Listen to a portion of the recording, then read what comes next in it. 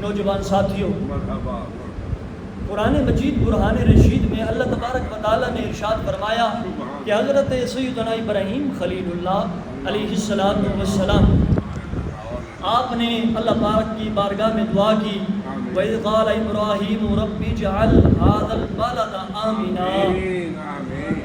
حضرت ابراہیم پاک نے رب العالمین کی پاک بارگاہ کے اندر عرض کیا کہ یا رب العالمین اس شہر کو امن والا شہر بنا دے، اس وطن کو امن والا شہر بنا دے، امن والا وطن بنا دے۔ حضرت سیدنا ابراہیم خلیل اللہ علیہ السلام نے پہلے اپنے وطن کی سلامتی مانگی، پہلے اپنے وطن کی سلامتی مانگی، اس کے بعد پھر اپنی اولاد کے لیے اللہ تبارک و تعالیٰ کے نبی نے دعا مانگی۔ قرآن ہمیں بتاتا ہے، قرآن کا یہ اسلوب اور قرآن کی یہ آیت اور حضرت ابراہیم کا یہ دعا مانگنا ہمیں یہ سبق دے رہا ہے، سب سے پہلے اگر تم نے خیر مانگنی ہے تو اپنے وطن کی خیر مانگو۔ قرآن کہہ رہا ہے سب سے پہلے اگر تم خیر مانگنا چاہتے ہو تو اپنے وطن کی خیر مانگو۔ ہم بھی تو آج اپنے وطن کی خیر مانگ رہے ہیں، آج نہیں، ہر لمحہ، ہر لحظہ، ہر گھڑی، ہر وقت ہم یہی کہتے ہیں یا رب العالمین ہمارے ملک پاکستان کی خیر فرما۔ ہم ممبر و محراب پر بیٹھے ہوں تب بھی ملک پاکستان کی خیر مانگتے ہیں، ہم مصلی رسول پہ بیٹھے ہوں تب بھی وطن پاکستان کی خیر مانگتے ہیں، ہم انفرادی طور پر بھی وطن پاکستان کی خیر مانگتے ہیں، ہم اجتماعی طور پر بھی وطن پاکستان کی خیر مانگتے ہیں۔ پتہ چلا ہم جو خیر مانگتے ہیں یہ رب العالمین کا فرمان ہے، نبیوں کا طریقہ ہے۔ سبحان اللہ۔ سب سے پہلے اپنے وطن کی خیر مانگو۔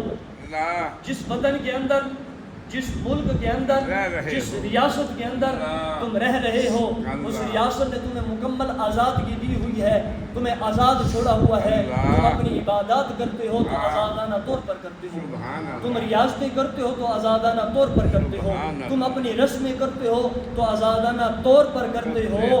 یہ غلامی سے بچا کر اللہ نے تمہیں اگر وطن دے دیا ہے تو اس وطن عزیز کی، وطن پاکستان کی خیر ہر وقت مانگا کرو اور رب سے یہی دعا مانگا کرو یا اللہ تا قیام قیامت ہمارے ملک پاکستان کو آباد و شاد فرمانا۔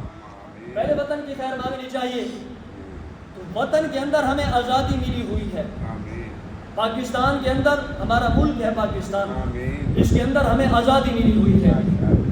ہم عبادت کرتے ہیں تو ہمیں عبادت کرنے کی آزادی ہے، اور جو بیرون ملک آپ جا کے دیکھیں، جو غیر اسلامی ممالک ہیں ان کے اندر آپ جا کے دیکھیں تو مسلمانوں کو طرح طرح کا ظلم و ستم کیا جاتا ہے، ان کو نماز نہیں پڑھنے دی جاتی، ان کو ان کی عبادت جو ہے وہ نہیں کرنے دی جاتی، ان کو عبادت کرنے کا بھی جناب ان کو آزادگی نہیں ہے، وہاں ان پر پابندیاں ہیں۔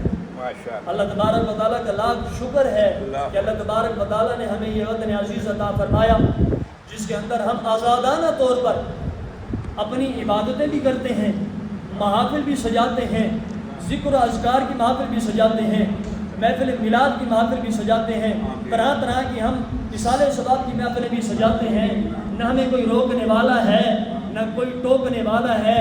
یہ آزادی اگر عطا فرمائی ہے تو رب العالمین نے ہمیں عطا فرمائی، تو اس پر ہمیں شکر ادا کرنا چاہیے۔ آج 14 اگست، آج ملک پاکستان کی آزادی کا دن، جس دن کے اندر رب العالمین نے ہمیں عظیم وطن عطا فرمایا اور ایک بہت بڑی آزادی ہمیں عطا فرمائی، اس پر ہمیں اللہ تبارک و تعالیٰ کا انفرادی طور پر بھی شکر ادا کرنا چاہیے اور اجتماعی طور پر بھی شکر ادا کرنا چاہیے۔ پیارے دوستو، بزرگوں، رب ارشاد فرماتا ہے کہ لَإِن شَكَرْتُمْ لَأَزِيدَنَّكُمْ، اگر تم میرا شکر ادا کرو گے تو میں تمہاری نعمتوں میں مزید اضافہ فرما دوں گا۔ شکر ادا کرو گے تو مزید نعمتوں میں اضافہ فرما دوں گا۔ تو ملک پاکستان بھی اللہ کی ایک نعمت ہے، ملک پاکستان بھی اللہ کی ایک نعمت ہے، تو اللہ کی نعمت پر شکرانہ بنتا ہے کہ نہیں بنتا؟ تو شکر جتنا بھی ادا کریں گے رب فرماتا ہے لئن شکرتم، شکر تم کرو، لازیدنکم، میں ضرور بڑھا دوں گا، میں ضرور اضافہ کروں گا۔ یا اللہ ہم تیری بارگاہ میں شکر ادا کرتے ہیں کہ تو نے ہمیں عظیم وطن عطا فرمایا۔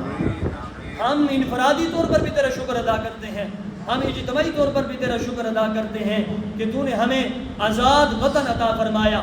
اور اللہ کا یہ قانون ہے، اللہ کا یہ وعدہ ہے، جو شکر ادا کرتا ہے اللہ مزید نعمتوں میں اضافہ فرما دیتا ہے۔ اب آئیے تھوڑا سا ہم یہ دیکھیں، کیا ہمیں جو آزادی ملی، اس آزادی کا مقصد صرف جشن ہے؟ ہمیں جو آزادی ملی ہے، لاکھوں کروڑوں عظیم تقوی رکھنے والے مسلمانوں کا خون اس کی بنیاد میں شامل ہے۔ پرہیزگار لوگ، علماء، صوفیاء، صلحاء، ان لوگوں کا خون اس وطن پاکستان کی تہ کے اندر، بنیاد کے اندر ہے۔ کیا ہمیں آزادی اس لیے ملی تھی کہ ہم سال بعد 14 اگست کو صرف جشن منائیں؟ آزادی کا مقصد یہی ہے، جشن منانا آزادی کا مقصد ہے، باجے بجانا آزادی کا مقصد ہے، سبز اور سفید کنٹراسٹ کے ساتھ کپڑے پہن کے بازاروں کی طرف اور جناب ان کی طرف گلی کوچوں کی طرف اور روڈوں کی طرف نکل جانا، کیا یہی مقصد ہے آزادی کا؟ ہمیں علماء نے، صوفیاء نے، صلحاء نے، نیک لوگوں نے، علامہ اقبال رحمۃ اللہ تعالیٰ علیہ ہو گئی اور قائد اعظم محمد علی جناح رحمۃ اللہ تعالیٰ علیہ ہو گئی، اور ان جیسے اور ہمارے محسنین پاکستان، انہوں نے یہ ہمیں آزاد وطن لے کر دیا۔ مقصد کیا تھا؟ باجے بجانا؟ مقصد کیا تھا؟ روڈوں پر، سڑکوں پر نکل جانا؟ مقصد کیا تھا؟ ایک دن جشن منانا اور اس کے بعد پورا سال خاموش ہو جانا؟ کیا صرف باجے بجانا، جشن منانا اور سفید اور سبز جو ہمارے جھنڈے کا رنگ ہے اس جیسے کپڑے پہن کے اور نعرہ پاکستان لگا دینا، پاکستان زندہ باد کے نعرے لگانا، کیا صرف یہی مقصد ہے پاکستان علیحدہ وطن حاصل کرنے کا؟ اصل آزادی کسے کہتے ہیں؟ انسان کسی کا غلام نہ ہو۔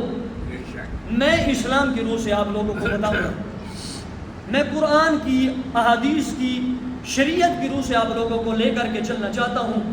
بڑی جلدی میں نے اس ٹاپک کو کلوز کرنا ہے۔ آزادی کسے کہتے ہیں؟ انسان کسی کا غلام نہ ہو، اسے آزادی کہتے ہیں۔ کیا صرف اسی کو ہی آزادی کہتے ہیں کہ انسان کسی کا غلام نہ ہو؟ نہیں، کسی کا انسان غلام نہ ہو، کسی غیر کا، غیر ملک کا انسان غلام نہ ہو، تو یہ وطن کی آزادی ہے۔ ہم کسی کے غلام نہیں ہیں تو ہمیں یہ آزادی ہے۔ میرا سوال یہ ہے، کیا صرف اسی کو ہی آزادی کہتے ہیں؟ انسان کسی غیر کا غلام نہ ہو، اس کو بھی آزادی کہتے ہیں۔ اور اصل آزادی کسے کہتے ہیں پیارے دوستو؟ توجہ میری طرف، اصل آزادی کسے کہتے ہیں؟ ہم بطور مسلمان، ہمارا آزاد ہونا کیا ہے؟ ہمیں الگ وطن مل گیا، ہم کسی غیر کے قبضہ میں نہیں ہیں، اللہ کا لاکھ شکر، ہمیں آزادی ملی ہوئی ہے۔ صرف اسی کو ہی آزادی نہیں کہتے۔ آزادی کسے کہتے ہیں؟ ہم دیکھیں آیا کہ ہم جھوٹ سے آزاد ہیں؟ آیا کہ ہم جھوٹ سے آزاد ہیں؟ ہم دیکھیں ہم غیبت سے آزاد ہیں، ہم دیکھیں ہم چغلی سے آزاد ہیں، ہم دیکھیں ہم جناب چوری سے آزاد ہیں، ہم دیکھیں ہم شراب سے آزاد ہیں، ہم دیکھیں ہم چوری سے آزاد ہیں، ہم دیکھیں ہم زنا سے آزاد ہیں، ہم دیکھیں ہم فحاشی سے آزاد ہیں، ہم دیکھیں کہ ہم روحانی طور پر قید تو نہیں ہیں۔ یہ ہے ایک اسلام جو ہمیں بتاتا ہے کہ مسلمان آزاد کب ہوتا ہے۔ ہمارا جسم آزاد پھر رہا ہے، ہم ملک کے اندر آزادانہ طور پر گھوم رہے ہیں، یہ بھی آزادی ہے۔ اس پر بھی اللہ کا شکر ادا کرتے ہیں ہم. لیکن جو ہماری اسلام کی روح سے آزادی ہے وہ کسے کہتے ہیں؟ ان ساری بیماریوں سے جو آزاد ہو جاتا ہے، اصل آزاد اسے کہتے ہیں جو غیر اللہ سے چھوٹ کر اللہ سے رابطہ مضبوط کر لیتا ہے. جو غیر اللہ سے تعلق توڑ کر اللہ سے تعلق کو جوڑ لیتا ہے اسے آزاد کہا جاتا ہے. اور جو دنیا کے جناب تاجدار سے رابطہ چھوڑ کر مدینے کے تاجدار سے اپنا رابطہ مضبوط کر لیتا ہے اسے آزاد کہا جاتا ہے. یہ ہے اصل آزادی بطور مسلمان.